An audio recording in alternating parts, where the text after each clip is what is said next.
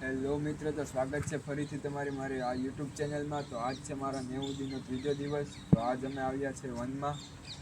તો આજ ઓશો આશ્રમનો અને ઘણી બધી જગ્યા છે જે આ વનમાં તેનો વિઝિટ કરશું, તો બ્લોકમાં બન્યા રહેશે. તો મિત્રો આપણે આવ્યા છે અહીંયા મહાપ્રભુજીનું બેઠક પણ કહેવાય છે જ્યાં અહીંયા કૃષ્ણ અને રુક્ષ્મણી જ્યારે વિવાહ થયા હતા ત્યારે અને એવું કહેવાય છે કે અહીંયા કરવામાં આવ્યું હતું. તો આ ભવન છે, ઉપર મંદિર પણ છે. પછી આપણે આખું વન છોડી નાખવાનું છે, બધું આપણે જોશું. ભગવાન બધા જ રહેશે. માંડવો યાદવપુરની જાન એટલે આને મધુવન કહેવામાં આવે. માધવપુરનો માંડવો યાદવપુરની જાન એટલે મધુ નામનો રાક્ષસ હતો ને એનો વધ કર્યો એટલે મધુ એનું નામ હતું એટલે મધુવનનું નામ દીધું, માધવ ભગવાનનું દીધું અને માધવપુર ગામનું. ત્યાંથી નાની પરંપરા માધવપુરનો માંડવો યાદવપુરની જાન. તો બાપુ કીધું મધુવનમાં આપણે જોઈએ તો શ્રી રુક્ષ્મણી શ્રી કૃષ્ણ ભગવાનના વિવાહ કરવામાં આવ્યા હતા. જન્મ મંડળ છે, તેનો અગ્નિકુંડ છે, ચારે બાજુ 4 માંડવા પણ આવેલા છે. તેમની ચરણ પવિત્ર પણ અહીંયા આવેલ છે. આ જૂનું મંદિર છે જ્યાં જૂના માંડવો કહેવાય. અત્યારે હાલમાં નવો માંડવો પણ બનાવેલો આવે છે, તો આપણે ત્યાં પણ વિઝિટ કરશું. રોશનભાઈ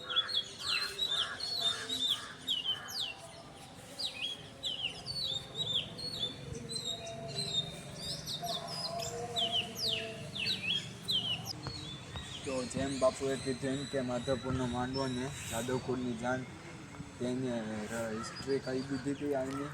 કેમ રુક્ષ્મણીના વિવાહ થયા હતા ત્યાં જૂનું મંદિર પહેલેથી ત્યાં જ લગ્ન કરવામાં આવે છે. હાલમાં હમણાંથી બે વર્ષ થયા આ માંડવો નવો બનાવ્યો, તેમાં પણ અત્યારે હાલમાં થાય છે.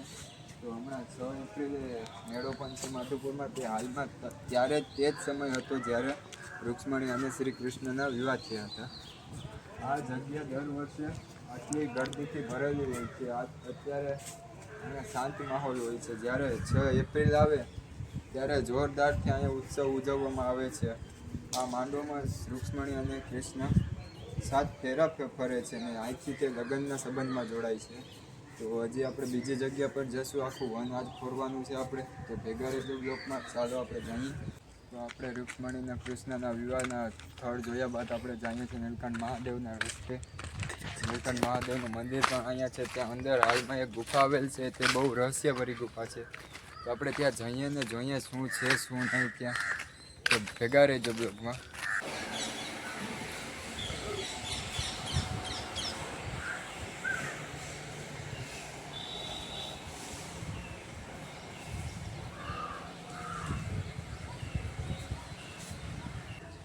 મિત્રો, જે આપણે ગુફાની વાત કરી છે એ ગુફા આ છે, જે બહુ જૂની અને રહસ્યમય ગુફા છે.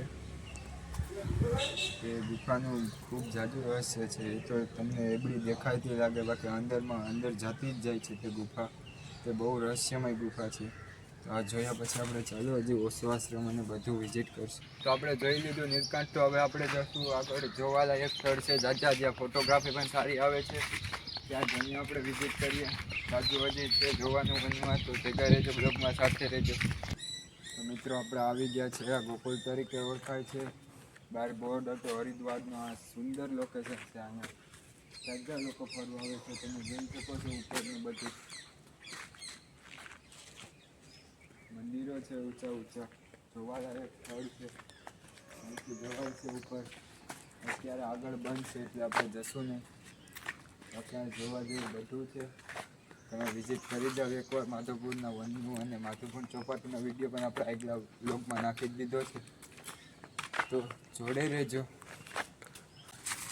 મને એમ હતું કે અહીંયા બંધ છે, પણ ના, અહીંયા ખુલ્લું જ છે, જવાય એવું જ છે. ચાલો આપણે અંદર જઈને પણ જોઈએ કેવું નજારો છે અંદરનો.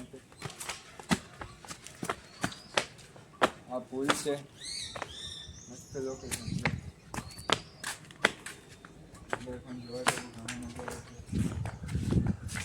અહીંયા મંદિર પણ છે, એ બધું જોવડાવ્યું. તો આપણે જે પુલ જોઈએ તો તે પુલનો રસ્તો અહીંથી બંધ છે. બાકી આપણે પુલ તરફ જત ત્યાં મંદિર પણ છે ભગવાનનું. ત્યાં ભગવાનનું છે કંઈ ખબર નહીં. પાછળ પણ આપણી ખૂબ સરસ લોકેશન છે. કોઈ આવી શકે. આખી કાગડા જેવું અહીંયા પણ છે. ખૂબ શાંત અને મસ્ત જગ્યા હોય તો માધવપુરનું વન હરિદ્વાર કહી શકાય આને. નીચે કંઈ જતે આવી લોકો બધું જ જોવા જેવું છે. અહીંયા પણ કંઈક કલા છે. કોણ જોડું હોય એ તો આપણે કંઈ જાણતી જાજુ ખબર હોય તો મસ્ત કલા દોરી ગઈ છે. તો આપણે જોઈએ ખૂબ શાંત લોકેશન મસ્ત લોકેશન છે. આપણે અંદર તેમજ આવતા જાય તો ખૂબ જોવા જેવું ચિત્ર છે, મૂર્તિ છે. અત્યારે તો રેનોવેશનનું કામ ચાલુ છે. ઉપર મંદિર ત્યાંથી રસ્તો છે પણ કામ ચાલુ હોવાને કારણે અંદર નહીં જઈ શકાય. આ જોઈએ તો આ પણ શું છે શ્રી રામદેવ રાવણનો વધ કર્યો હતો. દ્રૌપદી ઉલ્લેખ કરી ગયા હોય ત્યાં ખૂબ મસ્ત કારીગર છે. રાવણ છે, રામ છે, રાવણને 10 સર છે. ખૂબ જ મસ્ત છે. તો મિત્રો આપણે જોઈ લીધું માધવપુરનું વન. તો ક્યારેક તમે પણ વિઝિટ કરજો. અને આજ મારો આ બ્લોગનો 3જો દિવસ તો આપણે અહીંયા પૂરો કરી દઈએ. બ્લોગ સારો લાગે તો લાઈક કરજો, સબસ્ક્રાઈબ કરજો અને શેર કરજો.